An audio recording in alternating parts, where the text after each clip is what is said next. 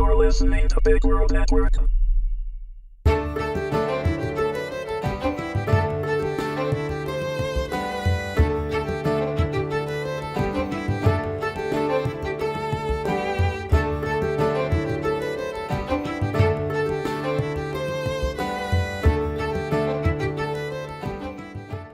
The Pirates of Kilgore, Swashbuckler. Episode 1. Written by Joseph Gatch. Read by Ton Krakowski. The winter of 1699 was especially harsh with our family. My father, who had suffered an injury while tending the fields earlier that year, succumbed to the fever upon one of the coldest and snow-laden nights. Forcing myself through blizzard conditions, I fought my way to the surgeon's home, fetching him from his warm comfort against his will. After losing a team of horses to the elements, we finally arrived back in time to watch my father expire. All of my efforts had been in vain. Our debts were already excessively high. Losing valuable time and produce from the fields due to my father's injury, our income fell short of what we needed to survive throughout the winter. Now, with the restitution of the surgeon's mares upon us and the loss of our patron, our future had become bleak. The snow made finding extra work impossible, and my mother had taken as many odd jobs as she could. I, as well, at the age of 10, attempted to procure employment in any form possible. My only joy in this dark time was a daily visit to an elderly man, whom I helped tend his sheep. He was an author in his younger days, and told me stories as I worked. He was quite blind and could not do much other than entertain. He had told me tales of his time in the Western Isles, of adventure and piracy. His words were so eloquent that I could almost feel the heat of the sun upon my cheeks, the smell of the powder in the air, and the clang of blades as they crossed. What wonder awaited across a vast ocean, yet here I was, trapped in Somerset, hip-deep in snow with no escape from our meager existence. The winter was not even half departed when the magistrate called, his servants entering our home without warning. Our debts were overdue, our home and all possessions lost to us. And yet we still owed. I recall my mother crying as they placed us in chains. She tried to explain that we would be traveling far away from the only home I knew to the New World in order to pay off our debts. In a matter of moments, our lives had changed from one of freedom to one of indentured servitude, never to be the same again. My only thoughts at the time were that we would never be cold again, and visions of pirates danced through my head. It wasn't the adventure I had originally imagined, though escaping our debt was close at hand. I was told that it would be a matter of 10 years of constant labor in whatever manner was available to us in the colonies. Our master unknown, but still giving us a chance to avoid prison, would be revealed upon our arrival. We said our farewells to the families around us and were escorted to the coast, where our ship awaited. As we sailed west, the bitter cold also took its toll upon crew, ship, and passengers. Our destination, a place called Charleston, seemed 1,000,000 miles and years away. Misery, it seemed, was determined to follow wherever we went. Then, in an unlikely turn of fortune, a storm struck, blowing the ship from course, sending us southward toward our destiny. Broken and adrift, our conveyance eventually journeyed into a warmer climate, much to everyone's relief. The makeshift sails that guided our vessel were meager at best, but I, as did others aboard, learned our seamanship in the most trying of circumstances. Near out of food and water, the crew and passengers were beginning to turn feral in an effort to survive, until one day land was finally sighted. An island, or rather a string of islands, bore to the south of our position, and we made all effort to guide our ship to that which was our salvation. We did not make it to the shore, having beached upon a sandbar just a mile north of our destination. The longboats were released, and, after an arduous journey to shore, we finally set foot upon solid ground. The ship's master had perished in the storm, along with the magistrate's agent, leaving those of us being sent to the colonies free from scrutiny. Once we found that civilization existed upon these islands, we quickly disappeared into the populace, free once again. For most of our first 6 months, we moved as much as possible, lest we be tracked down and returned to our debtor's fate. My mother made as much money as she could, and I as well, taking on jobs once again to cover my share. All seemed to be going well once we arrived in New Providence, also known as Nassau, until that fateful day when misfortune befell us once again. My mother, going out for bread one night, failed to return. I searched the island near and far for days afterward, yet found no sign of her. It was as if she had disappeared from the face of the world, and I feared that our past had once again caught up to us. I was alone, having to fend for myself, without a home. I quickly learned how to survive in what I found was now the pirate haven of the Caribbean. I was determined to make it by myself, though the gangs that ran the streets constantly hounded me to join them. I took several beatings in my day, some severe enough to make me consider joining, but I held my ground. It was when my future looked its bleakest during one, my last, beating that I met the person who would turn my life around, showing me how to shake off the mantle of being the prey and teaching me to become the hunter. From the Memoirs of the Pirate Ethan Shaw. "Hit him again! Kick him! Again! Again!" The crowd of street rats cheered on their leader as he mercilessly pummeled the smaller child on the ground. Passers-by would stop, but only for a moment, to watch the spectacle, only to become disinterested in the lack of entertainment.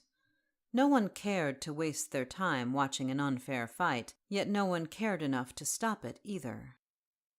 The larger boy, a lad by the name of Tukes, bit down on his bottom lip as he pounded his fists against the smaller Ethan Shaw. The sound of fist on flesh slapped loudly in the humidity until Tukes began to tire of his chore. It was no longer satisfying to continue his endeavor, and, with a last push against the prone boy, he stood up and spit on the ground next to Shaw's head. "Let that be a lesson to ya," Tukes said as his lackeys patted him on the shoulders for a job well done. "Is that all you got?" Shaw said as he stood up and dusted himself off. Sore, yet not finished, the smaller boy was just playing possum, waiting for the larger boy to get off of him. Tukes turned around and looked at his opponent. "You want more?" he panted, astounded that after all of his effort, the kid was still able to stand, let alone ask for more. "I ain't afraid of you," Shaw answered. His small fists clenched by his sides, and he planted his feet firmly on the ground. Tukes chuckled lightly and wiped some snot from his nose with the back of his hand. He sauntered back to Shaw, who stared him down, not flinching. "Fine," the gang leader said, and then landed his fist square upon Shaw's nose. The smaller boy staggered as his eyes rolled back in his head, and he dropped to the dirt like a sack of flour. Laughing, the boys ran off, leaving Shaw unconscious in the middle of the street. A sudden deluge of water made Shaw start, sitting up and coughing out the fluid that had invaded his mouth and nose. Completely baffled by his sudden lack of consciousness, he looked around, wondering where the water had come from. Looking up, on the steps of a tavern that he was laying in front of, an old woman stared down at him, an empty wooden bucket sitting next to her. Her long, curly hair was a dirty gray, and her leathery skin was crisscrossed with scars. Though looking frail and decrepit, her eyes held a sharpness that seemed to take in everything at once. A cane rested in her hand, and, as she turned to enter the tavern, she limped horribly on her left leg. "You can certainly take a beating, I'll give you that much," the woman said. She pulled out a small container of snuff and, placing a bit on her thumb, inhaled sharply. "Now, if you don't mind, get out of my street. Customers don't like having to step over half-dead children to get drunk." "He caught me off guard," Shaw protested, still spitting water. "Not how I saw it. You were looking right at him. Should have been looking at his hands. You're a lousy fighter. Punching bag is all you'll be." "I am not. I just wasn't ready." Shaw stormed up the steps after the woman. In the blink of an eye, her cane came up, slapped him twice on the sides of his head, and then tripped him up, sending him back down to the street on his backside. "You didn't see that coming either," she said. "Pathetic little wretch." Stunned by the quickness of the woman, Shaw got up once again and started up the stairs. He found himself, once again, on the ground and, with a scowl, he scrambled up the stairs. The cane easily caught him under the right shoulder, flipping him around, and he slid down 2 steps on his bum. "I can do this all day if you want," the old woman said, "but I've got a business to run and really don't want to play with a half-blind half-wit at the moment." "I ain't blind," Shaw proclaimed. "So the half-wit part isn't in contest?" She smiled. "No, yes," Shaw stammered. He suddenly caught wind of an aroma coming from inside the tavern. Something was cooking, and, not having eaten in a while, his stomach growled loudly. Not able to ignore it, the woman narrowed her eyes at him. "I'll tell you what. You get past me and you can have what's in there." Shaw's eyes lit up, and, with renewed energy, he tried to get past the old woman, yet each time, 15 to be exact, he ended up in the street because of the cane. "It's going to be burnt by the time you get to it. Are you even trying?" the woman taunted. Shaw studied her for a long moment. That cane was everywhere he went. She didn't move, but the way she handled the stick was like it was an extension of her arm. He suddenly had an idea, and, resolving himself one more time, he charged up the stairs. The cane came up, and he quickly sidestepped its direction. His left hand shot out and gripped the stick in the middle of the shaft. With a tug and a roll of his body, he pulled the woman off balance, and she had to grab onto the support post to steady herself. Shaw took advantage of her sudden distraction and darted past her, scrambling on his hands and knees into the tavern. Once she was back on solid footing, the woman turned and smiled as she watched the boy disappear inside. "Kid's got potential," she said, following him in. She hobbled over behind the bar and pulled out a bowl. Dipping a ladle into a pot, she pulled out a serving of stew and placed it in front of the triumphant boy. "How did you do that?" she asked. "What do you mean?" Shaw returned as he began to wolf down the meal. "It took you 15 tries. Why did you go for the cane this last time?" "I dunno. It was in my way." The woman's hand slapped loudly upon the bar, causing Shaw to jump in his seat. "Exactly! But you should have seen that after the first 2 times that I sent you down those stairs. You should have been ready for the challenge that I presented you with." "But how? You're old. I didn't expect you to be so quick." "You should have taken that into account, too. Used it against me." "That would have been unfair," Shaw said. "A street rat with morals? What's this world coming to? In a fight, you use everything to your advantage. Your surroundings, your abilities, your opponent. You use everything to win. Do you think your friends cared about being fair? No. They ganged up on you and took the advantage. If you want to survive in this world, that's what you need to do. But if you've got morals, then you're probably from the more civilized parts of this world. I bet you come from one of those nice homes in the center of London." "Somerset. And we lost our home. And my dad. And now I've lost my mom. I'm all alone." "Sorry to hear that, kid, but that's life. You take what it gives you." She took another snort from her snuff and then poured herself a mug of ale. "So, you're all alone?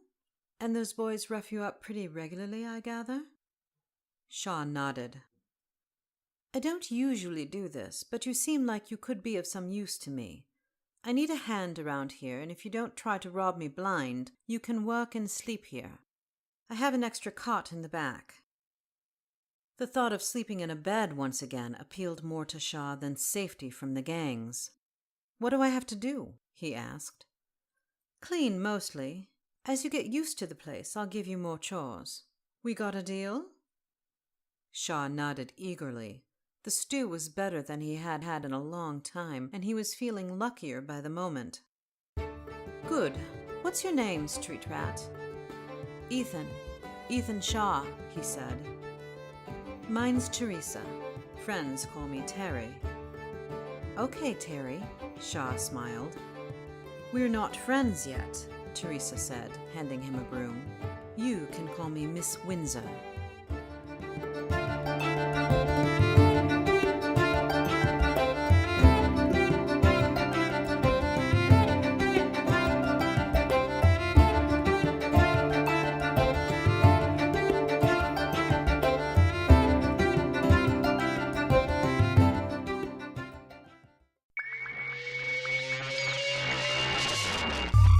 You're listening to Big World Network. Music by Kevin MacLeod.